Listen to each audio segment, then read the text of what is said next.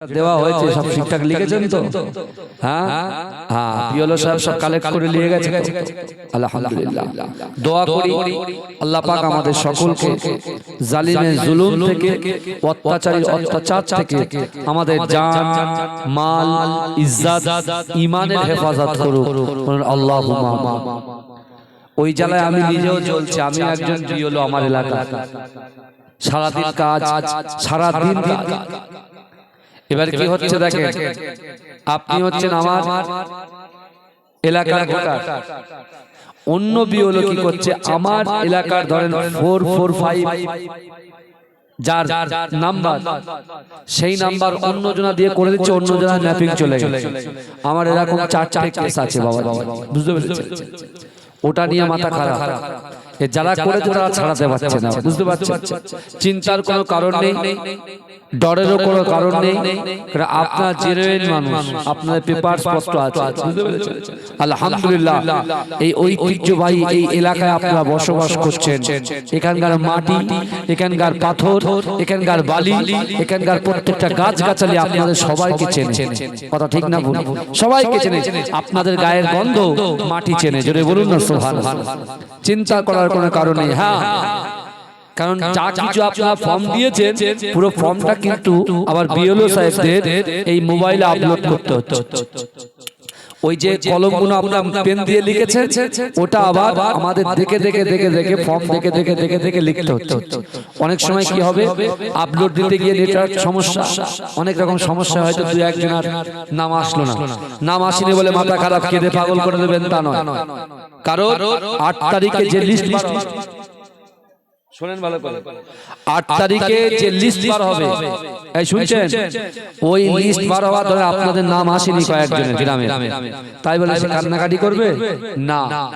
তাকে ফর্ম 6 বা ফর্ম 8, বুঝলেন, এই দুটো জিনিস দিয়ে আবার তিনি আপনার বিডিও সাহেবের কাছে উনি অ্যাপ্লিকেশন করে দেবে, ঠিক আছে? বা বিওলো কে বলবে, বিওলো পুরো বিষয়টা দেখে নেবে, নিয়ে ওখানকার যে সুপারভাইজার আছে সেই সুপারভাইজারের কাছে দিয়ে দেবে, বুঝতে পেরেছেন? না আপনার পেপার পত্র সব ওকে, কিছু কিছু সময় মিসিং হয়, হয় কি হয় না, কথা বলে। রান্না করছে আমার মায়েরা, কিন্তু লবণ দিতে ভুলে যায়, যায় কি যায় না? হ্যাঁ, তখন মনে পড়ে, যা খাওয়ার সময় মনে পড়ে লবণ দেওয়া হয়নি। তবে আবার কি করে বলেন তো, বিট নুন আছে না, বিট নুন ছড়িয়ে দেয়, দেয় কি দেয় না? তখন আবার টেস্টটা কিছুটা হোক চলে আসে।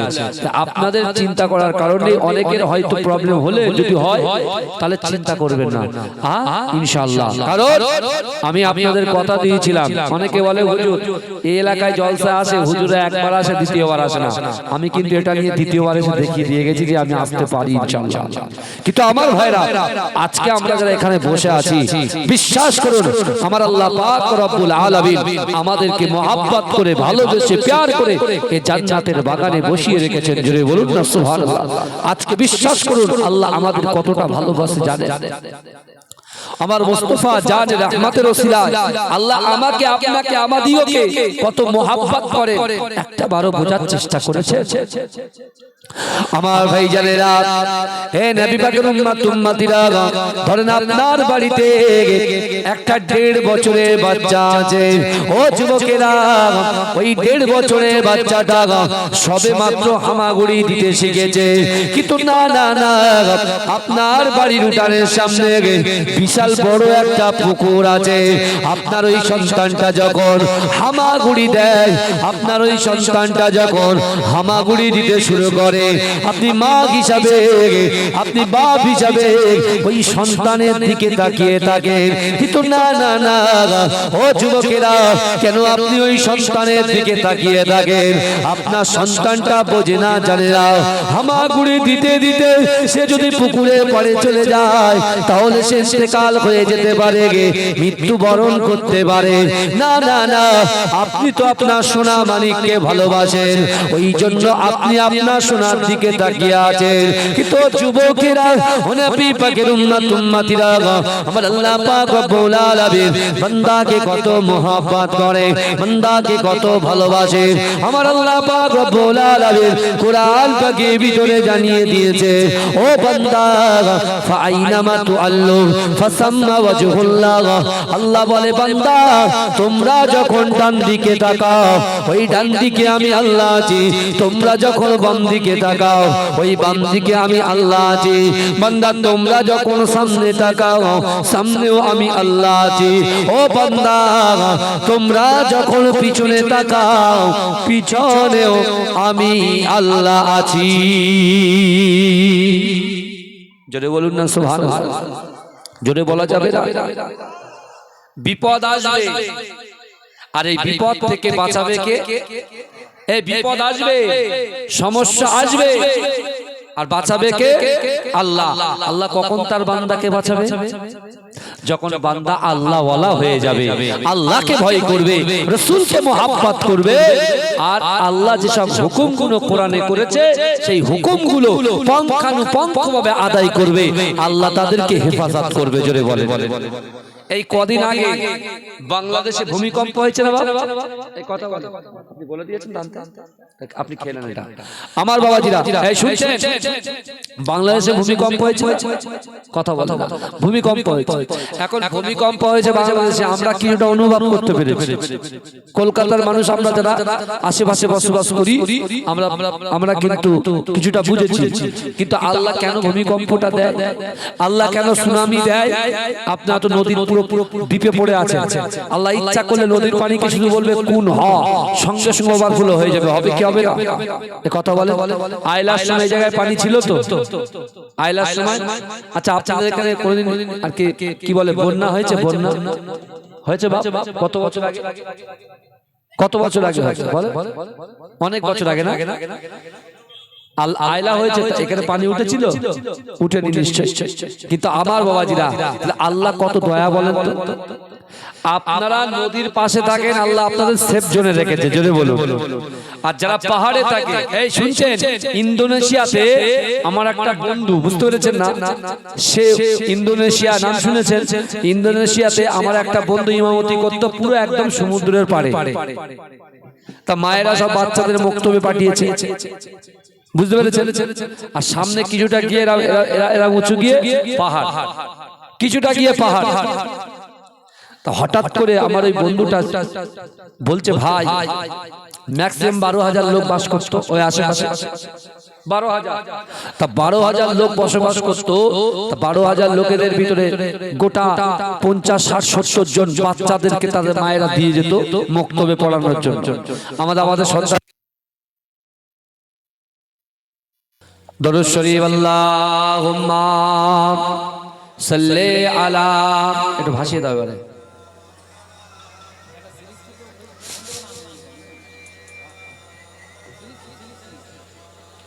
আমার বাবাজিরা যে কথা আমি আপনাদেরকে বলছিলাম, বুঝতে পেরেছেন?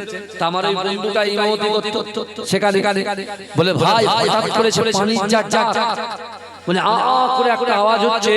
আমি দূর থেকে দেখলাম যে পানি এরকম ফুলে গেছে, ফুলে আস্তে আস্তে আসছে। বলে আমি আমার বাচ্চাগুলোকে সাথে সাথে বলি যা তোরা ছোট ওই পাহাড়ের দিকে ছোট।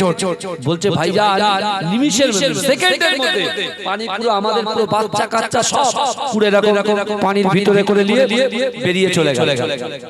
এই শুনছেন? পুরো বেরিয়ে চলে গেল।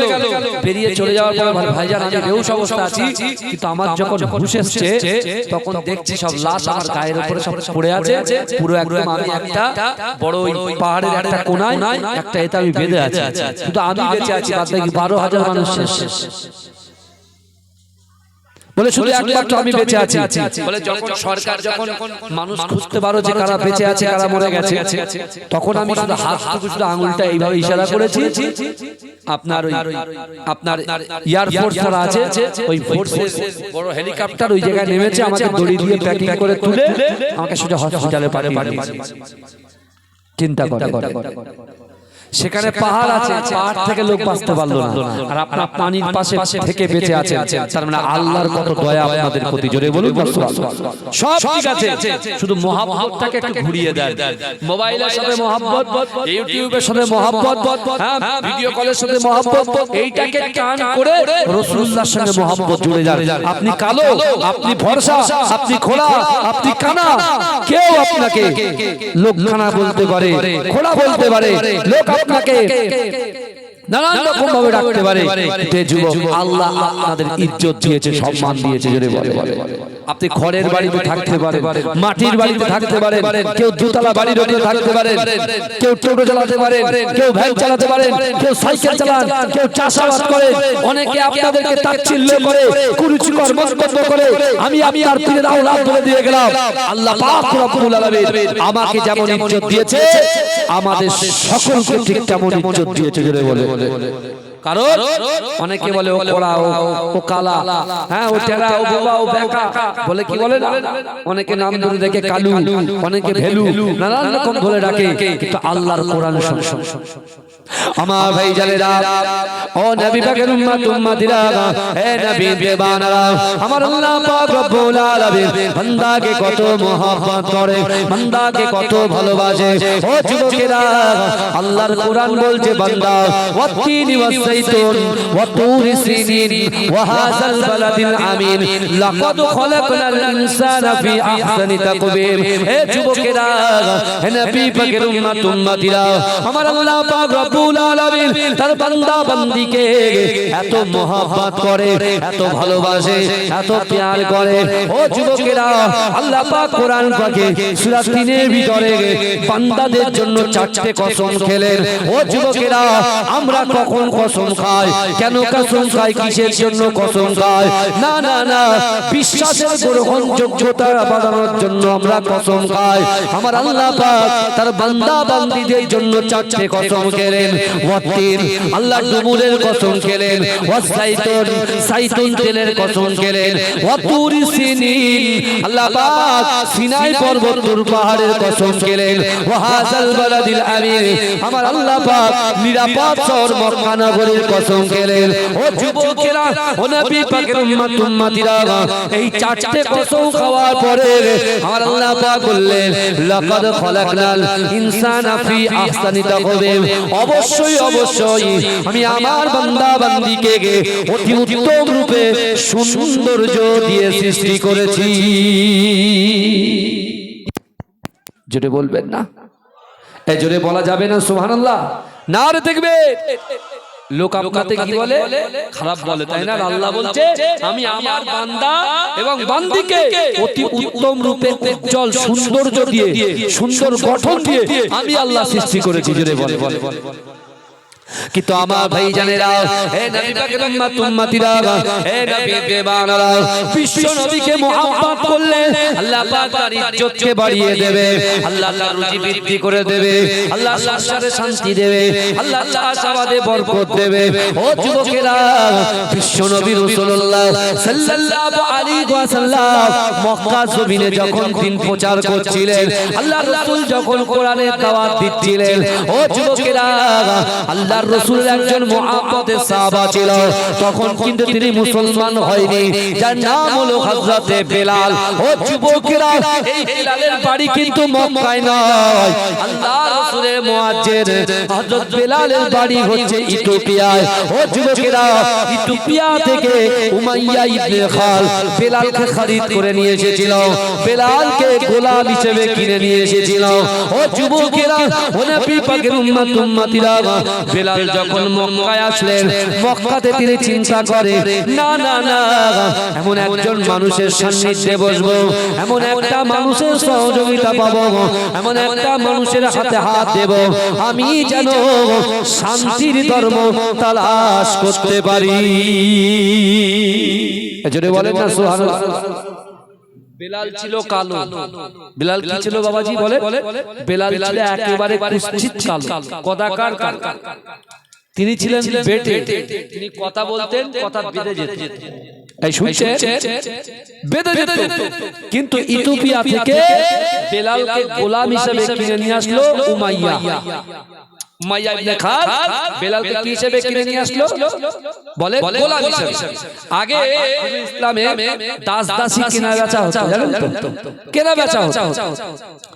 তো উমাইয়া যখন বেলালকে খরিদ করে দাস করে রেখেছে, সেই টাইমে হঠাৎ বেলালকে উমাইয়া বলছে,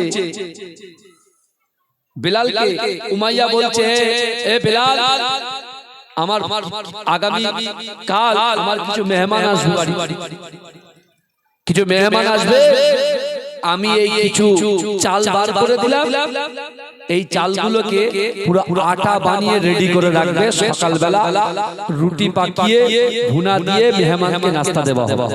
এই শুনছেন? এখন যেহেতু মালিকের হুকুম, তাই তো, যে তুমি গোলাম, উনি তখন চিন্তা করছেন ঠিক আছে আমার মালিক যে কালে বলেছে আমার করতে হবে। রাতের বেলা বিলালের এত শরীর অসুস্থ হয়ে গেল, ও যে মালিককে বলবে যে আমার শরীর অসুস্থ, আমি পারবো না, কারণ যাতা করাতে হবে। তো যাতা জানেন তো আপনাদের এখানে জানবেন না তো কোথায় যায় কথা বলা। আমার মা বোনেরা আগে ঢেকি দিয়ে চাল আর কি এক্সরে পিঠে করলে ঢেকি দিয়ে আগে দুমদাম ফেলতো, তাই না? এখন তো অনেক রকম আধুনিক মেশিন বেরিয়ে গেছে, যন্ত্র বেরিয়ে গেছে, হয়ে যাচ্ছে, তাই না? আমার বাবাজিরা এখন বেলাল হুজুর কি করেছেন, চিন্তা করছেন কি করব, যেহেতু মালিকের হুকুম, জমিদারের হুকুম পালন করতে হবে, আমি দাস। তিনি কি করছেন, শরীর অসুস্থ অবস্থায় তিনি ওই জাতা দিয়ে চালগুলো পিষছেন, আটা বার করতে করতে তিনি সেন্সলেস হয়ে গেলেন। এই শুনছেন, বেহুশ হয়ে মাটিতে পড়ে গেলেন, শরীর অসুস্থ, বেহুশ হয়ে পড়ে গেছে। যখন বেহুশ হয়ে পড়ে গেছে, বেহুশ হয়ে পড়ে যাওয়ার পরে উমাইয়া যখন তার ঘরে ঢুকেছে, ঢুকে দেখছে বেলাল বেহুশ অবস্থায় পড়ে আছে। উমাইয়া বলছে, বেলাল ওটা কি হলো?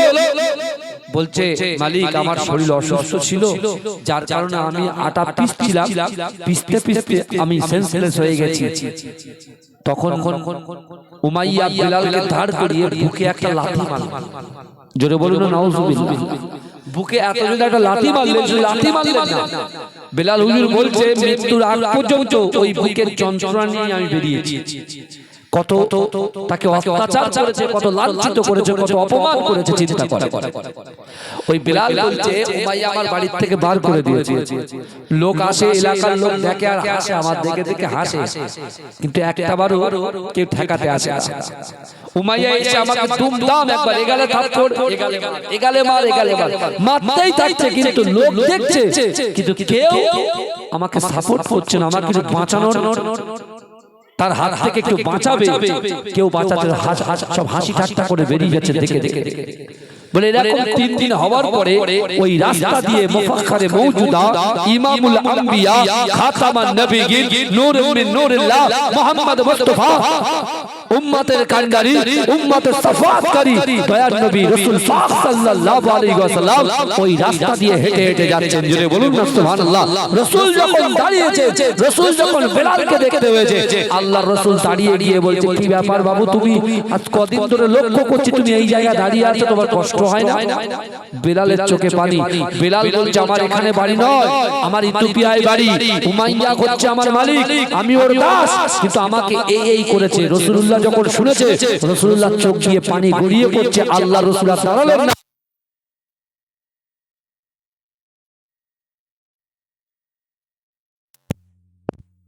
মুশকিল তো দেখতে পাচ্ছি, কারেন্ট আসবে যাবে, কারেন্ট আসবে, মুশকিল হয়ে যাবে তো, ব্রেক হয়ে গেলে তো অসুবিধা।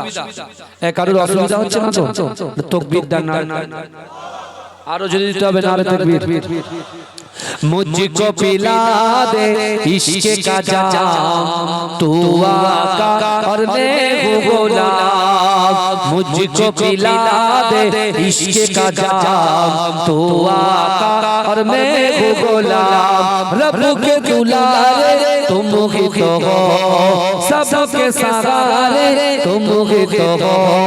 आए नबी जितने दुनिया में सबसे प्यारे तुम ही तो हो।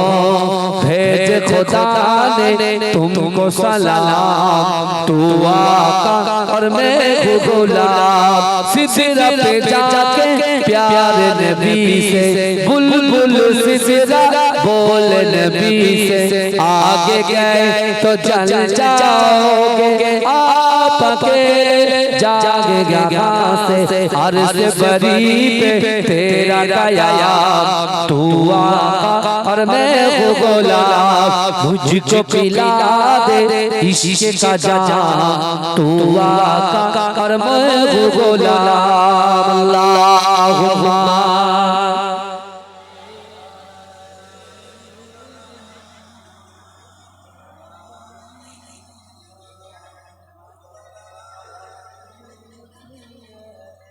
আমার বাবাজিরা ভালো করে শুনে আল্লাহর রাসূলের কাছে বিলাল পুরো ঘটনাটা খুলে বললেন আল্লাহর রাসূলের চোখ দিয়ে টপ টপ করে পানি পড়ছে রাসূলুল্লাহ বেরিয়ে যাচ্ছেন যখন রাসূল বেরিয়ে যাচ্ছেন বিলাল কি বলছে জানেন বলে দেখেছেন তো আপনিও সাধারণ সব মানুষের মতো সে বিলাল কিন্তু রাসূলকে তখন চেনে না বলে সবাই যেমন কথা শুনে বেরিয়ে যায় আপনিও এরকম চলে যাচ্ছেন রাসূলুল্লাহ কোনো ভ্রুক্ষেপ করলেন না আল্লাহ হচ্ছেন রব্বুল আলামিন আর আমার দয়ার নবী মুস্তাফা হচ্ছেন রাহমাতাল লিল আলামিন জোরে বলে ভাইজান আপনারা এমন একটা জায়গায় থাকেন আপনারা যদি পাঁচ ওয়াক্ত নামাজ সঠিকভাবে আদায় করতে পারেন না আপনাদেরকে আল্লাহ উন্নয়নে ভরিয়ে দেবে আর কিছু লাগবে না জোরে বলবেন না কারণ আপনারা যে কষ্টের মধ্যে যেহেতু আমরা দেখেন আমরা তো শহরে থাকি যখন পাই বাস চড়ি যখন পাই গাড়ি দিয়ে বেরিয়ে যাই তো আপনাদের এখান থেকে কষ্ট করে সেই ভ্যাসেলে যেতে হয় ঘাটে যেতে হয় ঘাটে সেই ঘাট থেকে আবার ভ্যাসেলে করে গিয়ে ওপারে গিয়ে যা ইচ্ছা তাই কিন্তু বিশ্বাস করুন আল্লাহ কিন্তু আপনাদের সুযোগ সুবিধা দিয়েছেন আল্লাহ আপনাদেরকে ভালোবেসে এই জায়গায় দিয়েছেন যদি বলুন আপনারা খুব শান্তিতে আছেন দেখেন অল্প তো হলে শান্তি অনুভব করবেন মন সব সময় খুশির মধ্যে রাখবেন সব সময় আল্লাহর শুকরিয়া আদায় করবেন শুধু এই কথা বলে আল্লাহ আপনি যাতে খুশি আমরা এলাকাবাসী তাতে খুশি জোরে বলে দেখবেন আপনার রুজিতে বরকত হয়ে যাবে কিন্তু আমার ভাই জানেরা ও নবী পাকের উম্মত উম্মতিরা ও নবী দেওয়ানা বিশ্ব নবী রাসূলুল্লাহ সাল্লাল্লাহু আলাইহি ওয়াসাল্লাম বিলালের কথা শুনে আল্লাহর রাসূল বাড়িতে চলে গেলেন ও যুবকেরা বিশ্ব নবী যখন হারাম শরীফে ঢুকলেন না একজন ভাই সে এমন করে দুধ আর একটু খেজুর নিয়ে আল্লাহর রাসূলের কাছে হাদিয়া নিয়ে এসেছে আম্মা জান খাদিজাতুল কুবরা রাদিয়াল্লাহু তাআলা আনহা আল্লাহর রাসূলের কাছে দুধ আর খেজুর নিয়ে হাজির হয়ে গেছে ইয়া রাসূলুল্লাহ হাবিবাল্লাহ সারা দিন আপনি দিন প্রচার করেন সারা দিন কোরআন প্রচার করেন সারা দিন মানুষের বাড়িতে বাড়িতে যান জাহান্নামের রাস্তার মানুষগুলোকে ধরে ধরে আপনি জান্নাতের রাস্তা দেখিয়ে দেন না আমি আপনার স্ত্রী খাদিজা আমার কাছে আপনার জন্য কিছু বড় বলে এসেছিল ইয়া রাসূলুল্লাহ হাবিবাল্লাহ এই জানে একটু দুধ পান করেন একটু খেজুর খান ও যুবকেরা বিশ্ব নবী রাসূলুল্লাহ আম্মা জান খাদিজাতুল কুবরা রাদিয়াল্লাহু তাআলা আনহার কাছ থেকে নিয়ে ও যুবকেরা আমার দয়ার নবী ছুটে লেগেছে কোথায় ছুটে লেগেছে আল্লাহর রাসূল ছুটে বিলালের বাড়ির সামনে হাজির হয়ে গেছে জোরে বলে না আরে জোরে হবে না নারে তাকবীর আর রাসূল যখন কথা শুনে যাচ্ছে বিলাল বলছে অন্য মানুষের জন্য আমাকে কথা শুনে আপনি বেরিয়ে যাচ্ছেন কিন্তু আল্লাহর রাসূল জানেন বিলাল বলেছে 4 দিন ধরে ঘরের বাইরে বার করে রেখেছে ক্ষুধার্ত অবস্থায় আমাকে রেখেছে আমাকে কেউ খাবার দেয় না আল্লাহর রাসূল গিয়ে নিজের খাবার নিজের পেটে পাথর বেঁধে আছে কিন্তু ইথিওপিয়ায় বাড়ি বিলালকেও রাসূল ছেড়ে না বিলাল রাসূলকে ছেড়ে না কিন্তু আল্লাহর রাসূল বিলালের জন্য খেজুর আর দুধ নিয়ে দাঁড়িয়ে গেছে জোরে বলে ঘরের দরজায় বাড়ি মারছে বিলাল আস্তে আস্তে খুলে দেখছে মুস্তাফা জানে রহমত জোরে বলা যাবে না জোরে হবে না সুবহানাল্লাহ বাবা যে সামনের দিকে আসে না লোকগুলো দাঁড়িয়ে আছে একটু আসে জমে বসে বেশি কথা বলে কথা কিন্তু অন্যদিকে ঘুরে যাবে আমি শুরু করে দিয়েছি বুঝতে পারছেন না খুব কষ্ট করে এসেছি কিন্তু এখন আমার পেট খালি বুঝতে পেরেছেন হ্যাঁ আমার বাবাজিরা আপনি চলে আসুন সামনের দিকে চলে আসুন আমার মা বোনেরা এত চিল্লাচ্ছেন কেন মা বোনেরা ওয়াজ করুক আমি চুপ করে থাকি মা বোনেরা ওয়াজ শুনুন আমার মায়েদেরকে আপনাদের করজোরে অনুরোধ করছি এত কষ্ট করে আমাকে নিয়ে এসেছেন আমাকে কি কিছু কথা শোনার জন্য নিয়ে এসেছেন তো নাকি? কথা বলে। কিছু পাওয়ার জন্য নিয়ে এসেছেন, এমনি এমনি মুখ দেখতে নিয়ে এসেছেন? কথা বলে।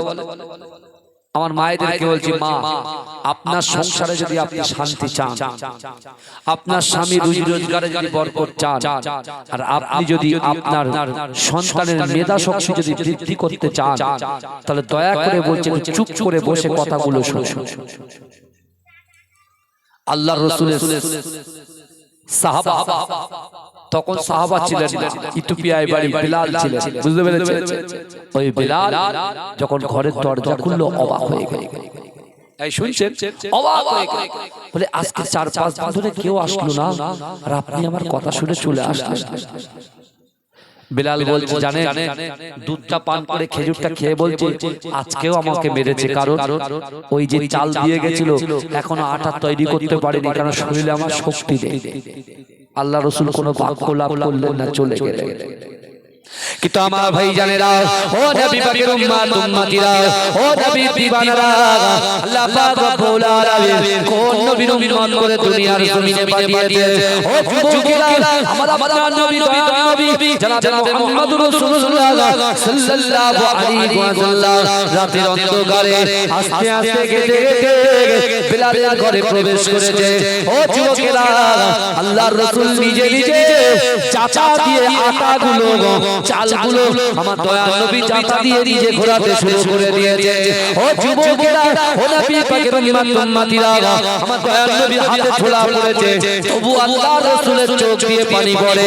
আমার দয়াল নবী মুস্তাফা জারে রহমান বিলালকে ডাকলেন না, আল্লাহর রাসূল নিজে নিজে ওই এক বস্তা চালকে আটায় পরিণত করে দিয়ে আল্লাহর রাসূল যখন ঘর থেকে বেরিয়ে যায়, পিছন থেকে বিলাল হুজুর হাত ধরে, না না না, আপনি কে, আপনার পরিচয় কি? আজকে ইথিওপিয়া থেকে আমি মক্কা জমিনে এসেছি, উমাইয়া আমাকে রাতের অন্ধকারে মারে, দিনের আলোতে মারে, অপমান করে, পদদলিত করে, উৎপীড়ন করে, নিপীড়ন করে, অত্যাচার করে। কিন্তু না না না, উমাইয়া যত আমাকে অত্যাচার করে, আর আপনি আমাকে এসে খিদমত করেন, আপনি কে বলুন, কে বলুন? ও যুবকেরা, বিশ্বনবী রাসূলুল্লাহ বললেন, না না না, আমি অন্য কেউ নয়, আমি আব্দুল্লাহ আমিনা দুলাল মুহাম্মদুর রাসূলুল্লাহ সাল্লাল্লাহু আলাইহি ওয়াসাল্লাম। আমার ঠিকানাটা হচ্ছে হারাম শরীফ, আবু কুবাইস বাড়ির পাশ থেকে। আমি বিশ্বনবী রাসূলুল্লাহ যখন কোরআন তেলাওয়াত করে, মক্কার কাফেরগুলো, মক্কার বেঈমানগুলো, Abu Jahl, Abu Lahab, Utba, Mughira, Khalid, Abu Sufyan, Umayya ibn Khalaf, সকলে লুকিয়ে লুকিয়ে লুকিয়ে লুকিয়ে এই ব্যক্তির কোরআন শ্রবণ করে। জোরে বলে, বিলাল হুজুর হাত ছাড়ছে না, বলে ছাড়ো, আমার যেতে হবে। বলে না, বলে আমি তো এই মুহাম্মদ মুস্তাফারই তালাশ করছিলাম। জোরে বলুন, মুস্তাফা নিয়তে বড়, আপনি নিয়ত যেটা করবেন সেটা হবে, ভালো করে করে। বলছে না, আপনি আমাকে ছেড়ে দেন। বলে না, আমি ছাড়বো না, এক্ষুনি আপনার হাতে হাত দিয়ে এই মহামানব আপনি আপনার হাতে হাত দিয়ে আমাকে কলেমা পড়ে মুসলমান করিয়ে দিতে হবে। জোরে বলে, জোরে বলবেন না। আল্লাহ রাসূল বলছেন, তুমি মুসলমান হলে তোমার তো অনেক কষ্ট সহ্য করতে হবে। তুমি যদি আমার দিন গ্রহণ করো, তোমাকে ঘুমাবেন না, মারাবেন না। হ্যাঁ, তুমি যদি আওয়াজ ডাউন স্লো হচ্ছে, ভালো করে যেটা দিয়ে রাখেন একভাবে দিয়ে রাখেন, এটাই থাকে, আর কিছু করতে হবে না। আমার বাবাজিরা ভালো করে শুনে বলছে, আমার যদি তুমি গ্রহণ করো, তাহলে তোমার তো কষ্ট সহ্য করতে হবে। বলে আমি রাজি আছি। বলছেন না? বলে রাজি আছি। বলছে আমি বেলাল এই মুহূর্তে আপনার জন্য আমি জীবন দিতে রাজি আছি। জোরে বলে, জোরে হবে না ভাই, চিৎকার দিয়ে হবে না। বলছে আমি আমার জীবন দিতে রাজি আছি। তা একে একে আবু বকর হুজুর, আলী হুজুর, যায়েদ যখন রাসূলুল্লাহর হাতে হাত দিয়ে কলেমা পড়ে মুসলমান হয়েছে, সেই সময় কাফেররা আল্লাহর রাসূলের সাহাবাদেরকে কি বলছে? বলে তোরা ক্ষতিগ্রস্ত হয়ে গেছিস, বলে তোরা ক্ষতির মধ্যে নিমজ্জিত হয়ে গেছিস। এই শুনছেন কারা বলছে? কাফেররা মুমিনদেরকে বলছে।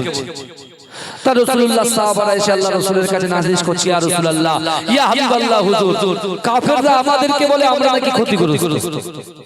ইয়া রাসূলুল্লাহ আমরা আপনার জন্য জীবন দিতে প্রস্তুত, কারণ আপনি নিজেই বলেছেন লা ইউমিনু আহাদুকুম হাত্তা আকুনা আহাব্বা ইলাইহি মিন ওয়ালিদিহি ওয়া ওয়ালাদিহি ওয়ান নাসি আজমাইন।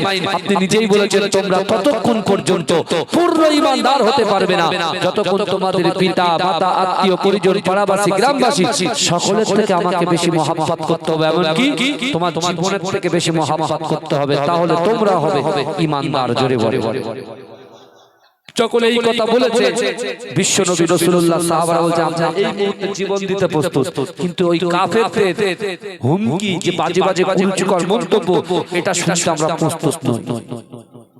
এই শুনছেন আমার ভাই জানেরা, হে নবী পাকের উম্মত উম্মতিরা, হে নবী দেবানারা, আমার আল্লাহ পাক রব্বুল আলামিন সব কিছু সহ্য করতে পারে, আমার রাসূলুল্লাহর চোখের পানি সহ্য করতে পারে না। ও যুবকেরা, বিশ্ব নবী রাসূলুল্লাহ সাল্লাল্লাহু আলাইহি ওয়াসাল্লাম সাহাবারা যখন আল্লাহর রাসূলের কাছে নালিশ করলেন, কাফেররা আমাদেরকে বলে আমরা নাকি ক্ষতিগ্রস্ত হয়ে গেছি, আমরা নাকি খানকার হয়ে গেছে, আমরা নাকি বরবাদ হয়ে গেছে, ক্ষতির মধ্যে নিমজ্জিত হয়ে গেছে। ও যুবকেরা, আমার আল্লাহ পাক রব্বুল আলামিন দেখছেন বিশ্ব নবী দয়ার নবীর চোখে পারে। আল্লাহ বলছে জিবরাইল চলে যাও চলে যাও চলে যাও, আমি আল্লাহ পাক রব্বুল আলামিন 30 পারার সূরা আসরটাকে আমার রাসূলুল্লাহর উপরে নাজিল করে দিলাম। যাও যাও যাও, আমার হাবিবুল্লাহকে বলো, আমার হাবিবুল্লাহ জানো এই সূরা আসরটাকে ব্যাখ্যা করে তার উম্মত উম্মতকে আমার বান্দা বান্দীকে যেন শুনিয়ে দেওয়া হয়। ও যুবকেরা, ও নবী পাকের উম্মত উম্মতিরা, আল্লাহর রাসূলের সাহাবারা আল্লাহর রাসূলের সামনে আছে, আল্লাহর রাসূলের কাছে যখন জিবরাইল এসে সূরা আসরটাকে দিলেন, আল্লাহর রাসূল সূরা আসর তেলাওয়াত করতে শুরু করলেন। ও আমার সাহাবারা তোমরা শোনো শোনো, আল্লাহ পাক কোরআন শরীফে সূরা আসর নাযিল করেছে। আল্লাহ বলছে বান্দা ওয়াল আসরি ইন্নাল ইনসানা লাফি খুসর ইল্লাল্লাযিনা আমানু ওয়া আমিলুস সালিহাতি ওয়া তাওয়াসাউ বিল হক ওয়া তাওয়াসাউ বিস সাবর। হে যুবকেরা, আমার বিশ্ব নবী রাসূলুল্লাহ ওই সকল সাহাবাদেরকে আল্লাহর রাসূল জানিয়ে দিলেন, ও আমার সাহাবারা শোনো শোনো, আল্লাহ পাক কসম খেয়েছেন ওয়াল আসরের কসম খেলেন, আল্লাহ কসম খেয়ে বলছেন ইন্নাল ইনসানা লাফি খুসর, নিশ্চয়ই মানুষ ক্ষতিগ্রস্ত, নিশ্চয়ই মানুষ ক্ষতিগ্রস্ত, নিশ্চয়ই মানুষ ক্ষতির মধ্যে নিমজ্জিত, ইল্লা তারা ক্ষতিগ্রস্ত নয় আল্লাযিনা আমানু, যারা ঈমান এনেছে, ওয়া আমিলুস সালিহাতি, যারা নেক কাজ করেছে, ওয়া তাওয়াসাউ বিল হক, যারা হকের উপরে প্রতিষ্ঠিত, ওয়া তাওয়াসাউ বিস সাবর, আর যারা সবর করেছে তারা কখনো ক্ষতিগ্রস্ত হতে পারে না। জোরে বলে চিৎকার দিয়ে বলবেন না সুবহানাল্লাহ, নারে তাকবীর। আর আল্লাহ বলছেন না, তারা ক্ষতিগ্রস্ত নয়, যারা ঈমান এনেছে তারা কখনো ক্ষতিগ্রস্ত হতে পারে না, যারা সৎকাজ করেছে তারা কখনো ক্ষতিগ্রস্ত হতে পারে না, যারা হক কথা বলে তারা কখনো ক্ষতিগ্রস্ত হতে পারে না, আর যারা সবর ইখতিয়ার করে তারা কখনো ক্ষতিগ্রস্ত হতে পারে না। জোরে বলুন না সুবহানাল্লাহ। এ বেলাল হুজুর কলেমা পড়ে মুসলমান হলেন তো, কথা বলে এই কথা বলে বেলালকে একজনের গোলাম, একজনের দাস, কালো পেটে, কিন্তু তার মহব্বত কার সাথে? এই বলে তার মহব্বত বিশ্ব নবীর সাথে। জোরে বলে জোরে বলে এতগুলো মানুষ বসে আছেন, কুলু বেটে বসে আছেন, তাই না? বলেন না নারে তাকবীর, আরো জোরে নারে তাকবীর। আমার বাবাজি ভালো করে বুঝে এখানে বসে আছেন, আমি বক্তা রাকিবুল আজিজ পীরের আওলাদ এসেছি আপনাদের কাছে, মুজাদ্দিদ জামান দাদা হুজুর পীর কেবলা খলিফার আওলাদ এসেছি আপনাকে খুশি করতে নয়। আর আপনারা এখানে রাত জেগে জেগে বসে আছেন, মায়ের এসেছেন আমাকে খুশি করতে নয়, আমরা ভাই নিয়ে তো আল্লাহকে খুশি করার জন্য এসেছি। জোরে বলবেন না? তাহলে চুপচাপ কেন বসে থাকবেন? তাকবীরদার নারে তাকবীর, আরো জোরে নারে তাকবীর। এই গ্রামবাসী বৃন্দ বলুন জিন্দাবাদ, গ্রামবাসী বৃন্দ বলুন জিন্দাবাদ, মুরব্বি বৃন্দ বলুন জিন্দাবাদ, নারে তাকবীর, নারে তাকবীর। শিশির ভেজা রাতের শেষে ডাকে ভোরের পাখি, পূব আকাশে সূর্য ঘেঁষে করে ঝিকিমিকি, বুলবুলিরা মধুর সুরে দরুদ পড়ে, বুলবুলিরা মধুর সুরে দরুদ পড়ে বিশ্ব নবী এলো আজি মা আমিনার কোলে বিশ্ব নবী এলো আজি মা আমিনার কোলে রাতের আধারে ঘুচে গেল ফজর হলো যখন আমার নবী দুনিয়াতে এসেছিল তখন রাতের আধারে ঘুচে গেল ফজর হলো যখন আমার নবী দুনিয়াতে এসেছিল তখন বুলবুলিরা মধুর সুরে দরুদ পড়ে বুলবুলিরা মধুর সুরে দরুদ পড়ে বিশ্ব নবী এলো আজি মা আমিনার কোলে বিশ্ব নবী এলো আজি মা আমিনার কোলে ভোরের আলো উদয় হলো এলো যে রাসূল ফারিস্তারা হুরবালারা খুশিতে মশগুল বুলবুলিরা মধুর সুরে দরুদ পড়ে বুলবুলিরা মধুর সুরে দরুদ পড়ে বিশ্ব নবী এলো আজি মা আমিনার কোলে বিশ্ব নবী এলো আজি মা আমিনার কোলে শিশির ভেজা রাতের শেষে ডাকে ভোরের পাখি পূব আকাশে সূর্য হেসে করে ঝিঝিমি বুলবুলিরা মধুর সুরে দরুদ পড়ে বিশ্ব নবী এলো আজি মা আমিনার কোলে আল্লাহুম্মা তাই তো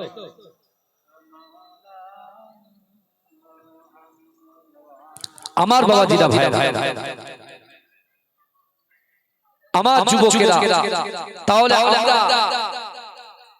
দুটো সূরার মধ্যে একটা অল্প একটু শুনেছি আর একটা পুরো শুনে নিয়েছি আমি সূরা 3 সূরা 3 এর মধ্যে আল্লাহ কটা কসম খেয়েছেন চারটে বলেন কটা চারটে আর সূরা আসরের মধ্যে আল্লাহ কটা কসম খেয়েছেন একটা মনে আছে কাদের জন্য খেয়েছেন আমাদের জন্য জোরে বলে আল্লাহ পাক রব্বুল আলামিন বলছেন যারা ঈমান এনেছে তারা কখনো ক্ষতিগ্রস্ত হতে পারে না যারা সৎ কাজ করেছে তারা কখনো ক্ষতিগ্রস্ত হতে পারে না যারা হক কথা বলে তারা কখনো ক্ষতিগ্রস্ত হতে পারে না আর যারা সবর করে তারা কখনো ক্ষতিগ্রস্ত হতে পারে না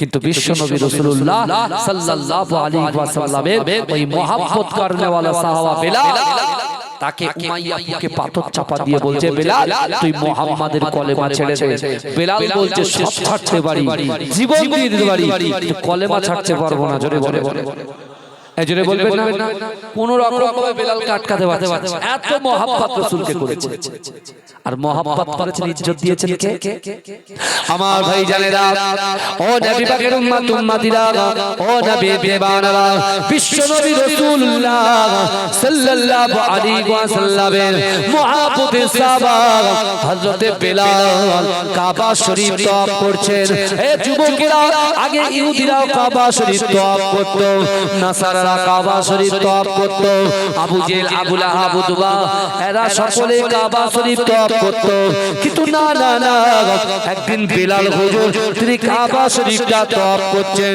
লব্বাইক আল্লাহুম্মা লব্বাইক লব্বাইক আল্লাহুম্মা লব্বাইক লব্বাইক লা শারীকা লাক লব্বাইক ইন্নাল হামদা ওয়ান নি'মাতা লাকা ওয়াল মুলক লা শারীকা লাক হে যুবকেরা হে নবী পাকের উম্মতিরা কাবা শরীফটা তওয়াফ করতে করতে ওই দিনে আবু জেহেল তওয়াফ করছে একটা টাইমে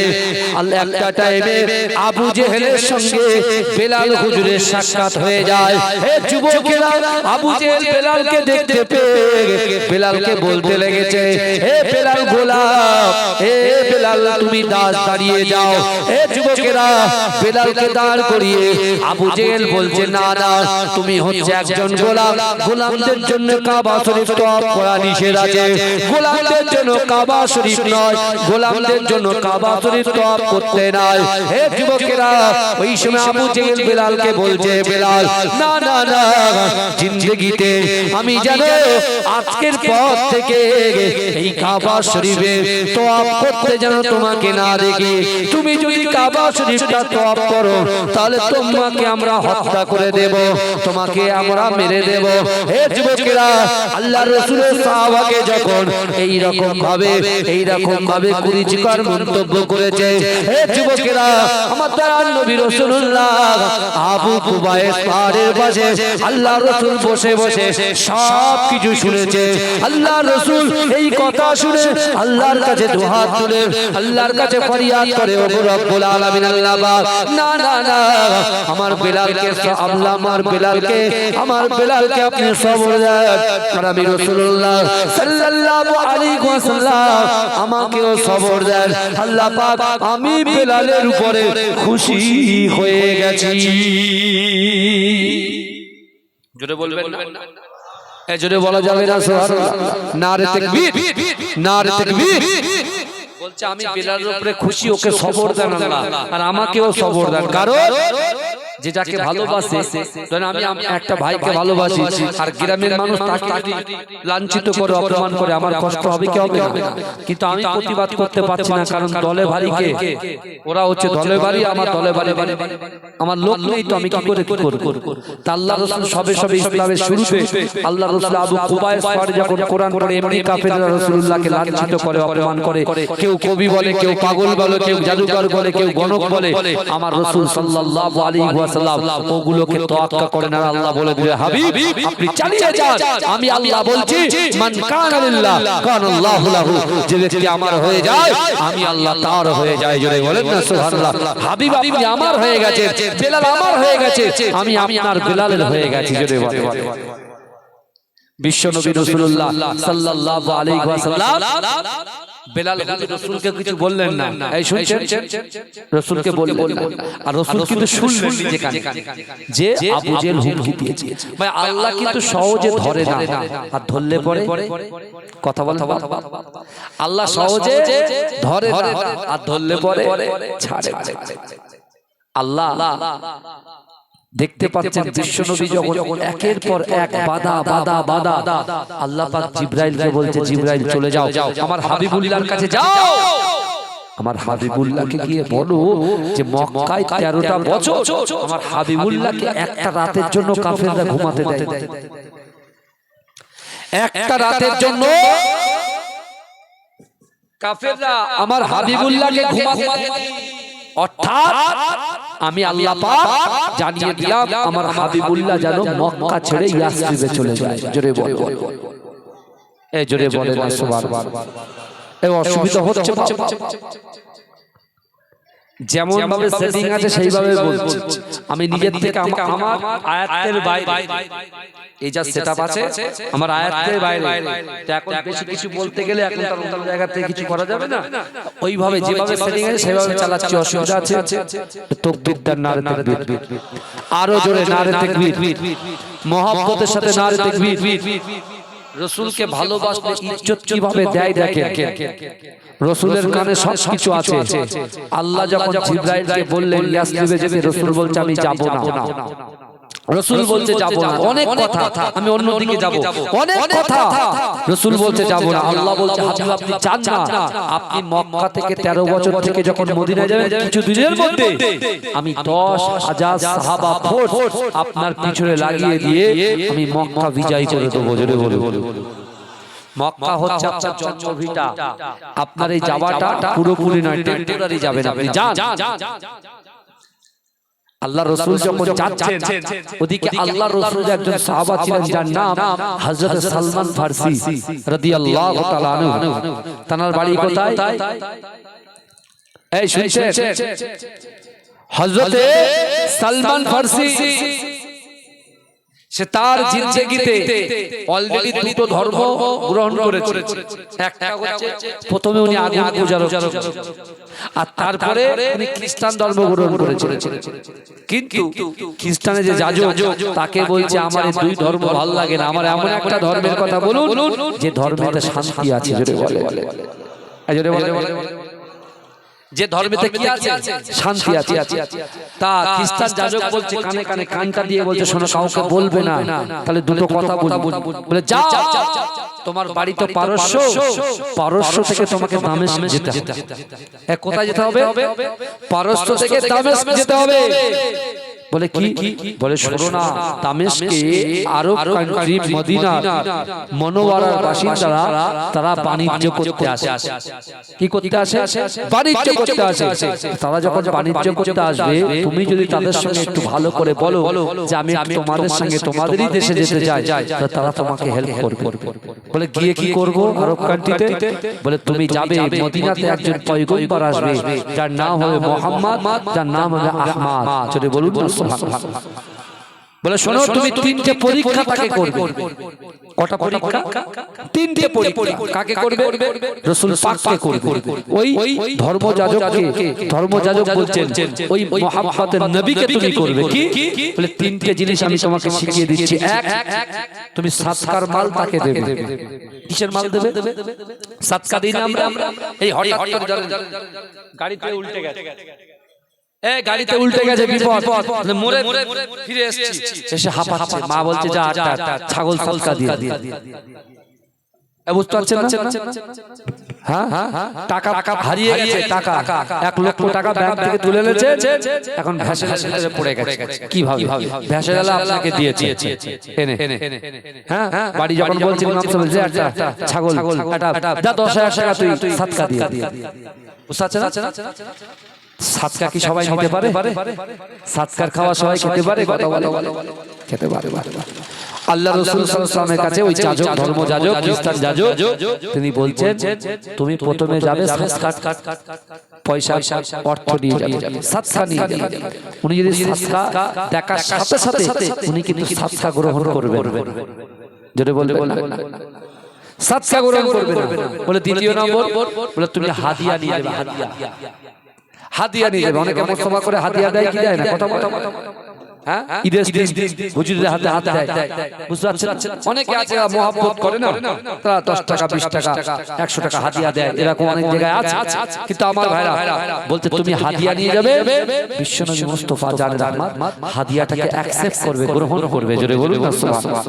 এই জোরে বলবেন, মহব্বতে বলবেন। আমার দাদু যখন হায়াতে ছিলেন, আমাদের মধ্যম গ্রাম, রাজারহাট, নিউ টাউন, ইকো পার্ক, ঘুনিজাত জায়গাছি, বিল্লাপুর, বজবজ, বুঝতে পেরেছেন? এদিকে আপনার ভাঙন, কাঁটালিয়া, বুঝতে পারছেন, চকচরিচা, এইসব জায়গা থেকে মানুষরা গাছের আম ভাঙতে জানেন, প্রথম আম ভাঙাটা আমাদের বাড়ি নিয়ে যেত। মুজাদ্দিদ জামান দাদা হুজুর পীর কেবলার বাড়ি আসতো। কিসের জন্য? যে হুজুর খাবে না, আল্লাহওয়ালা মানুষ।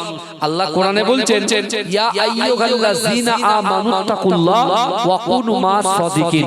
আল্লাহ কোরআনে বলছে আমার বান্দারা তোমরা আমি আল্লাহ আমাকে ভয় করো আর সত্যবাদীদের সঙ্গে থাকো। জোরে বলে কাদের সাথে থাকতে বলেছে? সত্যবাদীদের সঙ্গে থাকতে বলেছে। আমার মুজাদ্দিদ জামান দাদা হুজুর পীর কেবলা সত্যবাদী ছিলেন কি ছিলেন না?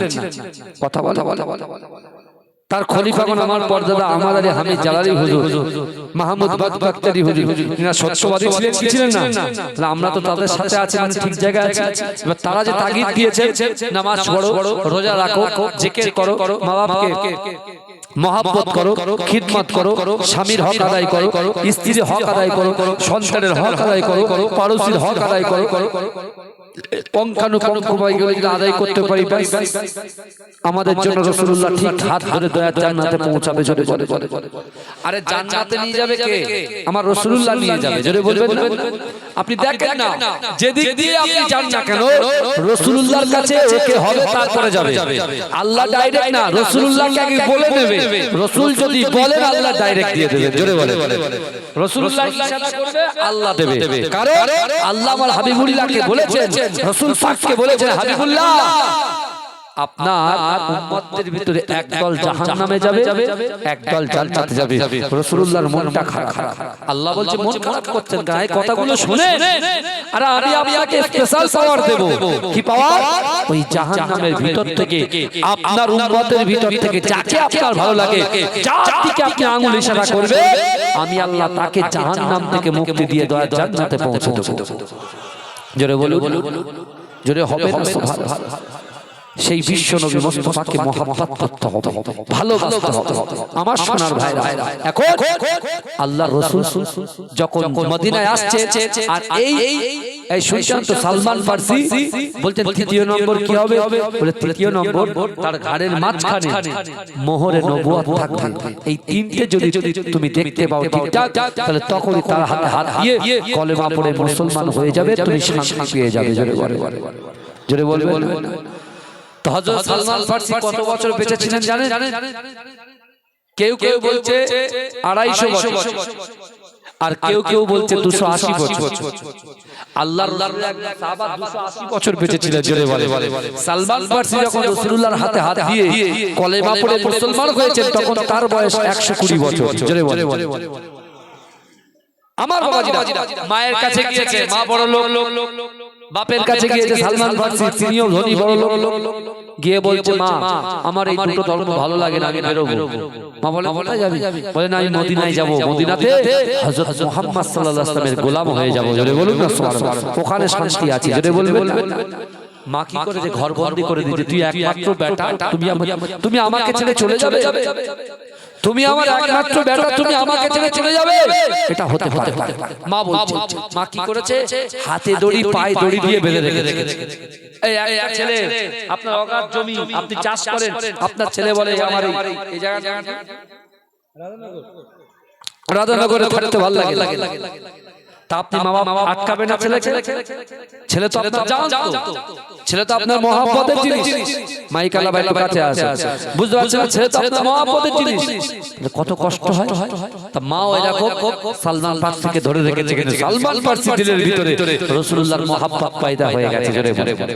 ও কি করেছে? এটা সুযোগ পেয়েছে, সব দড়ি ছিঁড়ে অর্থ সম্পত্তি যা ছিল পয়সা দিয়ে গাটুরিতে বেঁধে সোজা দামেস্কে এসে পৌঁছেছে। ভাই মুনাফিক কিন্তু সব জায়গায় আছে, মুনাফিক সব জায়গায় আছে। আর মুনাফিকের সর্বনিম্ন স্থান হচ্ছে জাহান্নাম। কি বলে? সর্বনিম্ন স্থান কি? জাহান্নাম হচ্ছে ওদের স্থান। এদিকে বিশ্বনবী রাসূলুল্লাহ সাল্লাল্লাহু আলাইহি ওয়াসাল্লামের মহব্বতে সাহাবা হযরত সালমান ফারসি তিনি চলে আসলেন কোথায়? দামেস্কে। দামেস্কে এসে মদিনার কিছু রাসূলুল্লাহর বিরোধী, যারা রাসূলকে মহব্বত করেন না, এরকম ব্যক্তির সঙ্গে তাদের কথোপকথন হচ্ছে। বলছে আমাকে একটু আপনাদের এলাকায় নিয়ে যাবেন। বলছে তুমি কে? বলছে আমি সেই আব্দুল্লাহর বেটা মুহাম্মাদের গোলাম হতে চাই। জোরে বলুন না সুবহানাল্লাহ। তোমার আছে কাছে কি আছে? বলে আমার কাছে অর্থ আছে, সম্পদ আছে, সবকিছু আছে। বলছে ওগুলো তুমি আমার হাতে তুলে দাও। এই দামেস্ক থেকে মদিনায় যেতে বহু টাকা খরচা হবে, বহু খাওয়া দাওয়ার ব্যাপার আছে, তুমি আমাদের কাছে দাও, আমরা তোমাদের সঠিক টাইমে খাওয়া দাওয়া দেব, ঠিকঠাক দিয়ে তোমাকে নিয়ে যাব। যেই টাকা দেওয়া হয়ে গেছে, এই দুই মুনাফিক বলছে একে আমরা মদিনায় গিয়ে একেও বিক্রি করে দেব। জোরে বলবেন নাউজুবিল্লাহ। বলে টাকাগুলো নাও। ওরা আলোচনা করছে যে একে নিয়ে যাব, গিয়ে যতটা ভয় ফরমাস আছে, যত কাজ আছে এই রাস্তার মধ্যে সব একে দিয়ে করাবো, কারণ এই মুহাম্মাদের গোলাম কতটা আমরা দেখতে হবে। আর একে ডাইরেক্ট শেষ পর্যন্ত মুহাম্মদ সাল্লাল্লাহু আলাইহি ওয়াসাল্লামের কাছে যেতে দেব না, বরঞ্চ কি বিক্রি করে দেব। এমনি আমরা তো মায়ের পেট থেকে ইকামাতের ধ্বনি শুনেছি, আজানের ধ্বনি শুনেছি। আজকে আমাদের ভালো লাগে না, আমরা মুখে বলি আমরা ঈমানদার, তো কাজে আমরা করে দেখাতে পারি না। ভালো করে শিক্ষা নেন, এখান থেকে শিক্ষা নেন, আলী হুজুরের থেকে শিক্ষা নেন, বেলালের হুজুরের জন্য শিক্ষা নেন, সালমান ফারসি হুজুরের জন্য শিক্ষা নেন। তার রাসূল পাকের জন্য নিজে সাইজ জামা কাপড় ছেড়ে দিয়েছে, অর্থ সম্পদের ভান্ডার ছেড়ে দিয়ে রাসূলুল্লাহর গোলাম হওয়ার জন্য পাগল পাড়া হয়ে গেছে। যদি বলে আমরা আপনার গ্রামে জলসা হচ্ছে, এক কদমে এসে দুটো চারটে কথা শুনবো, আমাদের ভালো লাগে। আমার ভাই জানেরা, হে নবী পাকের উম্মতিরা, হে নবীর দেওয়ানারা, আল্লাহ রাসূলের মুহাব্বতের সাহাবা হযরত সালমান ফারসি রাদিয়াল্লাহু তাআলা আনহু, তিনি এমন করে ওই ইহুদিদের সঙ্গে তিনি মদিনার দিকে আসতে লাগলেন। কিন্তু যুবকেরা মদিনা থেকে দামেস্ক থেকে মদিনা আসার পথে রাস্তার প্রত্যেকটা জায়গা ওই কাফেরগুলো তাকে লাঞ্ছিত করতে লাগলো, তাকে অত্যাচার করতে লাগলো, তাকে দিয়ে সমস্ত কাজকর্ম করাতে লাগলো। ও যুবকেরা, বিশ্ব নবীর মহাব্বতে, বিশ্ব নবীর ভালোবাসা সালমান ফার্সি তাদের কথাটা মেনে নিয়েছিল।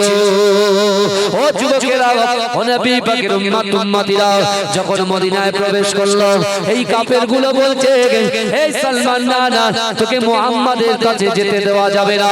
মুহাম্মদ সাল্লাল্লাহু আলাইহি ওয়াসাল্লাম কোন জায়গায় থাকে, তোমাকে রাসূলুল্লাহর কাছে যেতে দেওয়া হবে না। ওই সময় সালমান ফার্সি তাদের পা জড়িয়ে ধরে বলেছিল, ভাইরা, তুমি আমাকে জাহানে মেরে দাও, আমাকে হত্যা করে দাও, আমাকে বিক্রি করে দাও, আমাকে পিস পিস করে দাও, কিন্তু একটা বারের জন্য ওই মদিনাওয়ালার কাছে আমাকে একটু নিয়ে যাও, আমাকে একটু দেখার সুযোগ দিয়ে দাও। ওই কাফেররা বলেছিল, না না না, তুই যদি মুহাম্মদকে মুহাব্বত করিস, আমরা তোকে বিক্রি করব। তোর যদি ক্ষমতা থাকে মুহাম্মাদের কাছে গিয়ে তুই কলেমা পড়তে পারিস। ও যুবকেরা, ওই সালমান ফার্সিকে একটা ইহুদির কাছে বিক্রি করে দেওয়া হলো। ওইদিকে আল্লাহর রাসূলের সাহাবা বেলালকে উমাইয়া খরিদ করেছিল, এইদিকে একটা ইহুদি সালমান ফার্সিকে খরিদ করলো।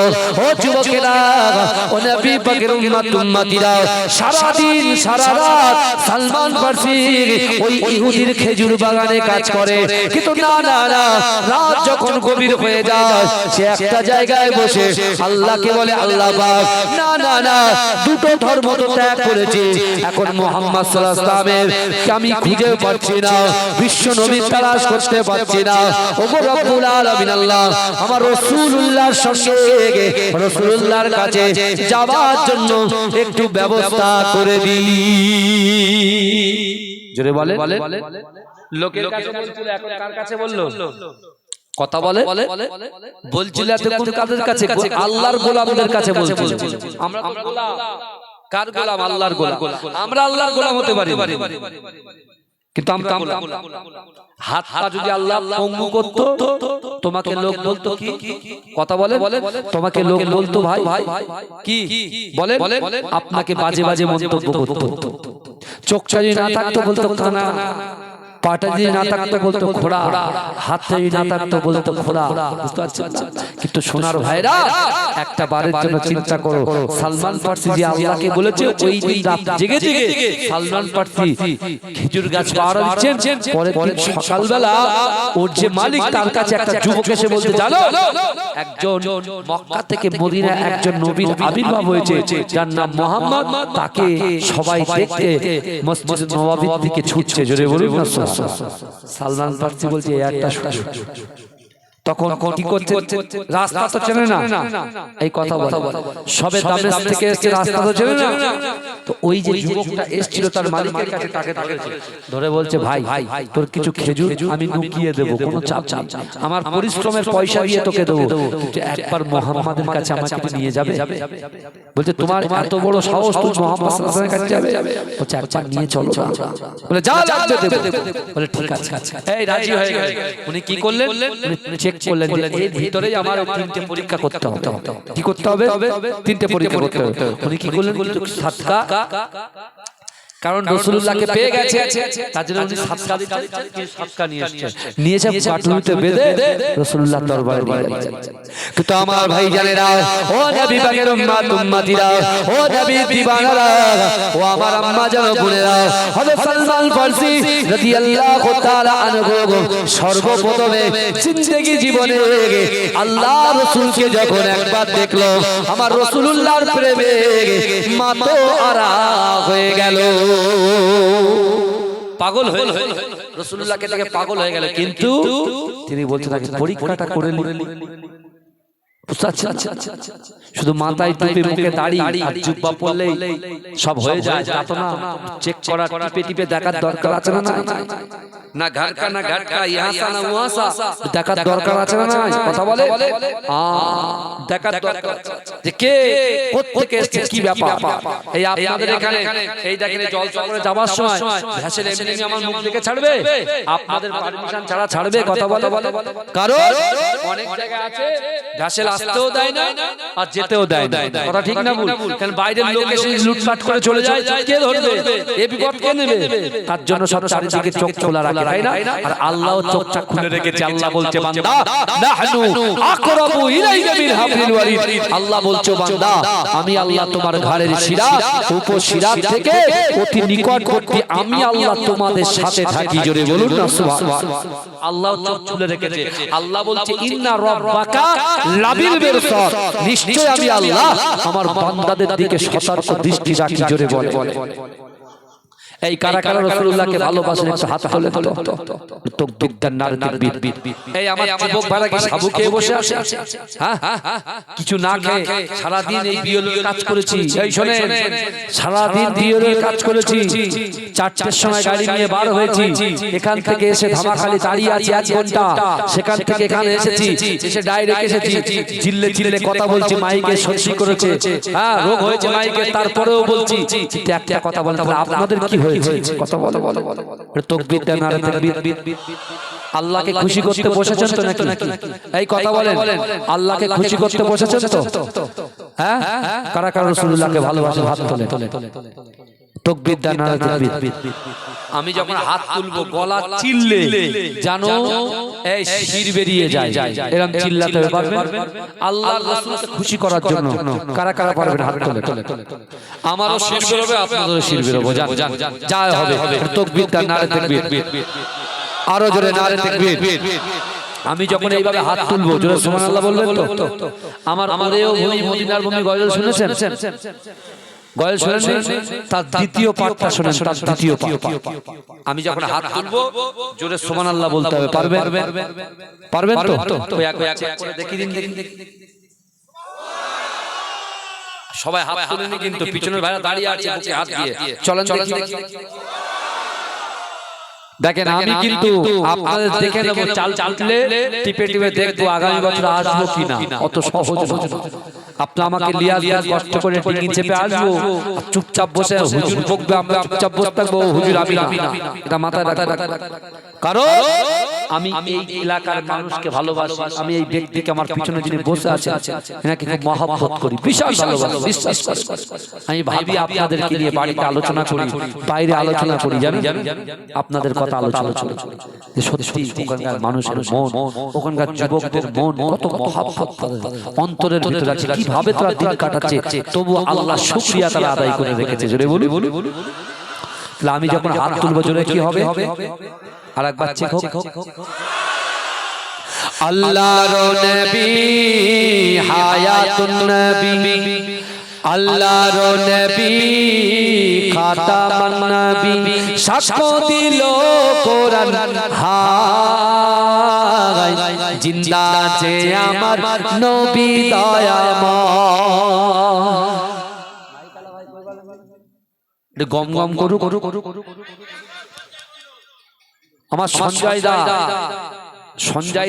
একটু আছে, খুব ভালো মাইক, খারাপ সঞ্জয় বাবু একটু আসে।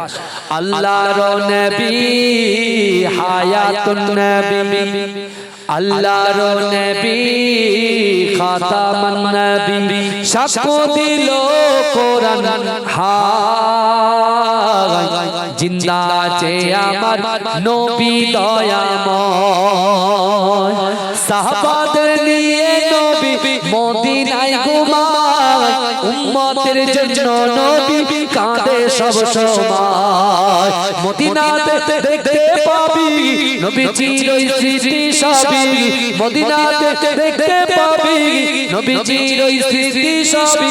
সেই স্মৃতিতে চুমা খেলে গোনা ধুয়ে যায়, জিন্দা যে আমার নবী দয়াময়। আল্লাহর নবী খাতামান নবী, আল্লাহর নবী হায়াতুন নবী, সাক্ষ্য দিল কোরআন হায়, জিন্দা যে আমার নবী দয়াময়।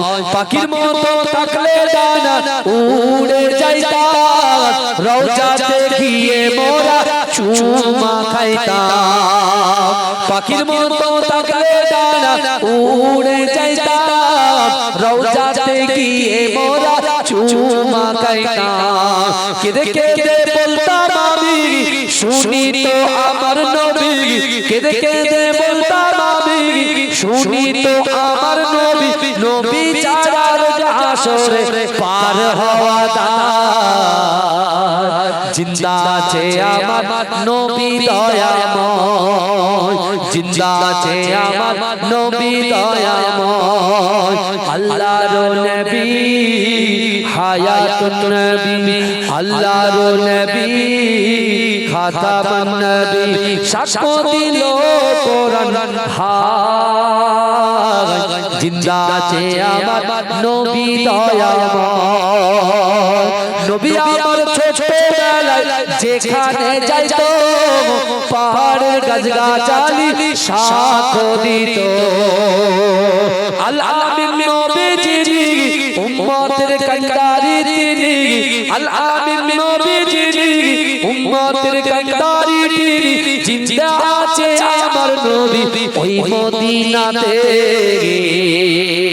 জিন্দা আছে আমার নবী দয়াময় আল্লাহর নবী হায়াতুন নবী আল্লাহর নবী খাতামুন নবী সাক্ষ্য দিল কোরআন হায় জিন্দা আছে আমার নবী দয়াময় আল্লাহুম্মা সাল্লি আলা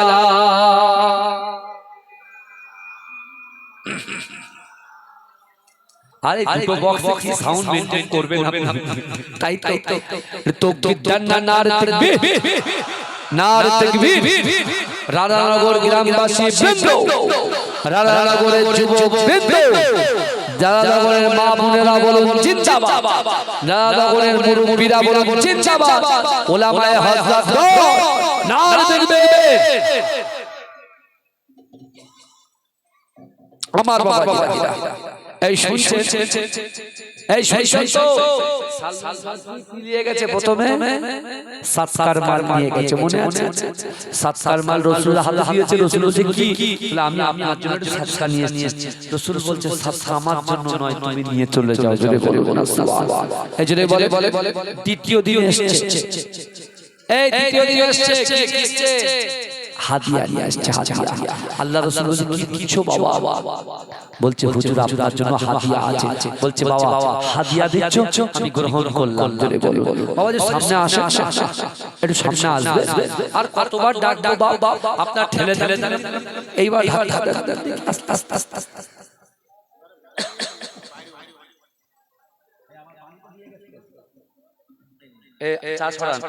আস্তে আস্তে কতবার বলছি আমি কতবার বলেছি পিছন থেকে হাত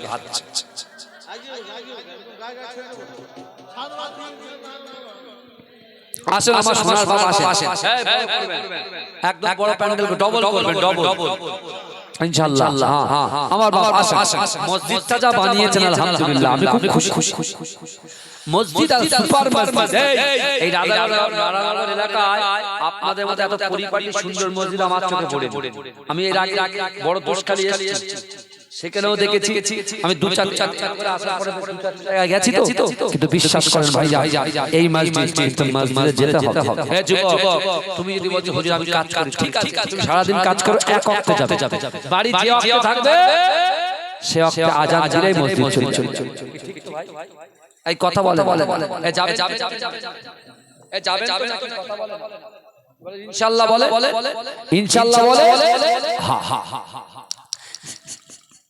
সালমান ফারসি করলে তিনি প্রথম দিন কি নিয়ে গেল সাদকা নিয়ে গেল দ্বিতীয় দিন হাদিয়া নিয়ে গেল উনি পরীক্ষায় কিন্তু রাসূলুল্লাহ সব পাস হয়ে যাচ্ছে জোরে তৃতীয় দিনে যে গিয়েছে আল্লাহ রাসূল কাঁধে হাত দিয়ে ওরে ঘরের ভিতরে ঢুকিয়ে দিয়েছে জোরে বলুন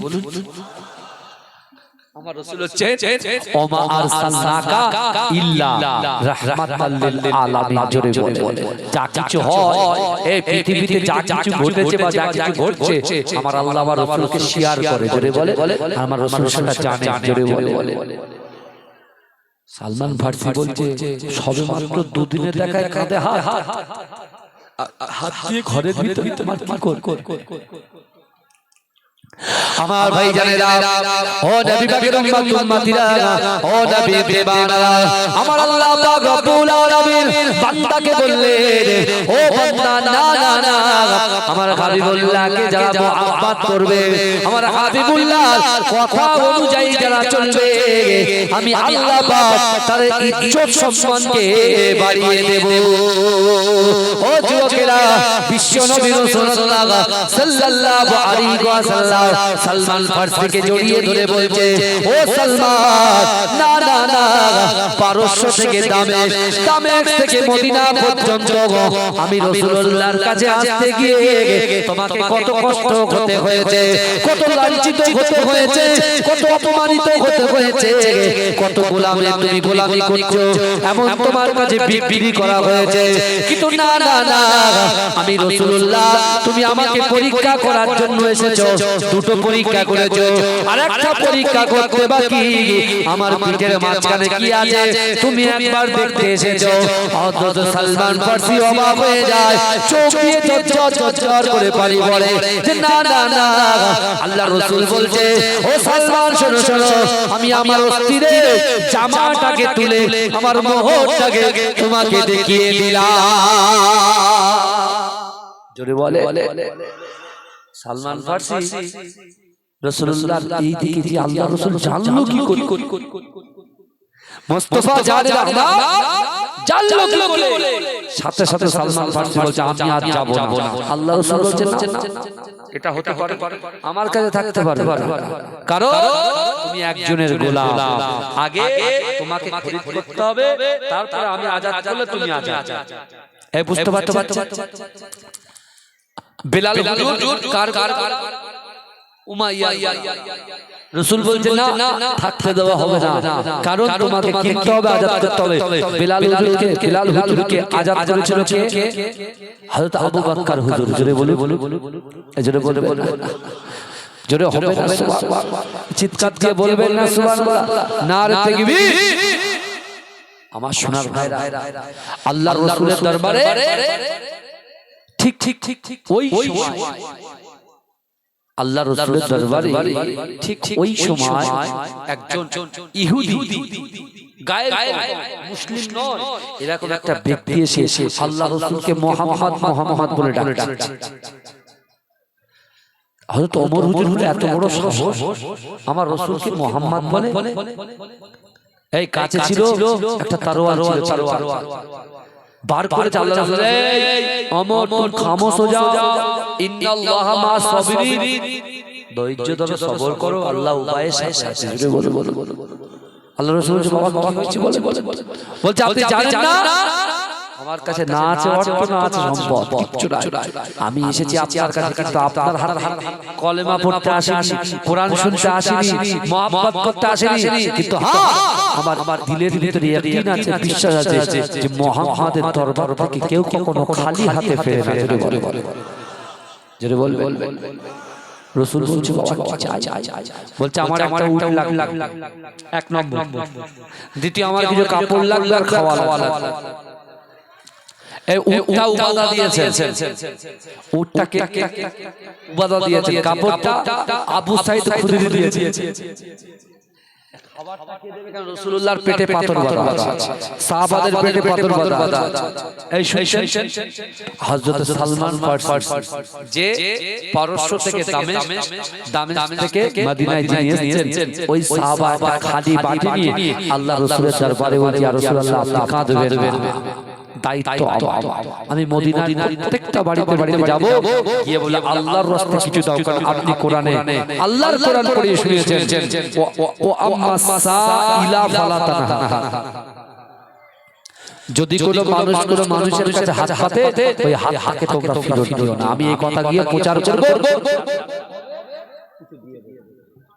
কিন্তু আমার ভাই জানেরা, ও নবী পাকের উম্মত উম্মতিরা, ও নবী দেওয়ানারা, হযরত সালমান ফারসি রাদিয়াল্লাহু তাআলা আনহু ওই বাটিটা নিয়ে সারা মদিনার বাড়িতে বাড়িতে তিনি বলতে লাগলেন, ও মদিনার বাসিন্দারা, আল্লাহর রাসূলের বাড়িতে একজন মেহমান এসেছে, তাকে কিছু দেওয়ার জন্য, তাকে মেহমানদারি করার জন্য আল্লাহর রাসূলের দরবারে কিছু নাই, আপনাদের বাড়িতে যদি কিছু থাকে, আপনাদের কাছে যদি কিছু থাকে, তাহলে আমি সালমান ফারসি আমি সালমান ফারসি আমার কাছে যে পাত্র আছে এই পাত্রের ভিতরে আপনারা দিতে পারেন।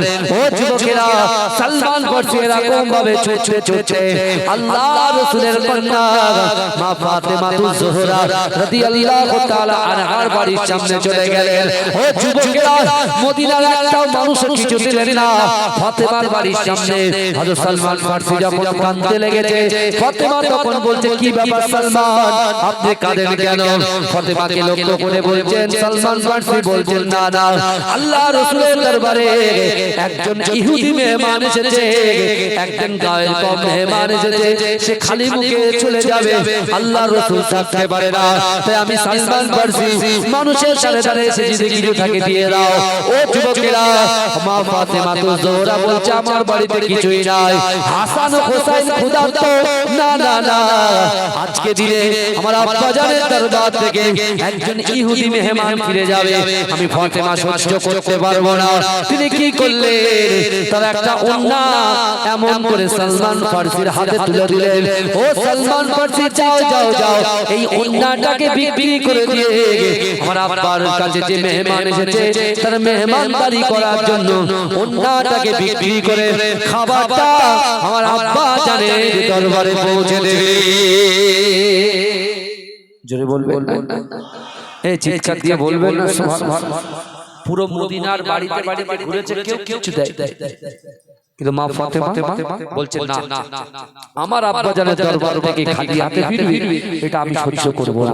ভাইজান, আমরাও তো রাসূলুল্লাহর গোলাম নাকি, কথা বলে তা আমাদের এখানে নিয়ত নিয়ে এসেছি, কেউ চাষের নিয়ত করে এসেছে, কেউ রুজি রোজগারের বরকতের নিয়ে এসেছে, কেউ চাকরি বাকরি তালাশে এসেছে, কাজের তালাশে এসেছে, কেউ সংসারের মেধাশক্তি বৃদ্ধির জন্য এসেছে, কেউ সন্তান হচ্ছে, দুটো কন্যা হয়ে গেছে, একটা ছেলে দরকার, দুটো ছেলে হয়েছে, একটা কন্যা দরকার, কেউ টাকা দরকার, এখানে বসে গেছে নিয়ত নিয়ে। আমি আমার ভাইদেরকে বলছি, আপনার পীরের আওলাদ এসেছে, দেখে মা ফাতেমাতুজ জোহরা নিজের কন্যা পর্যন্ত রাসূলুল্লাহর মহব্বতে দিয়েছে।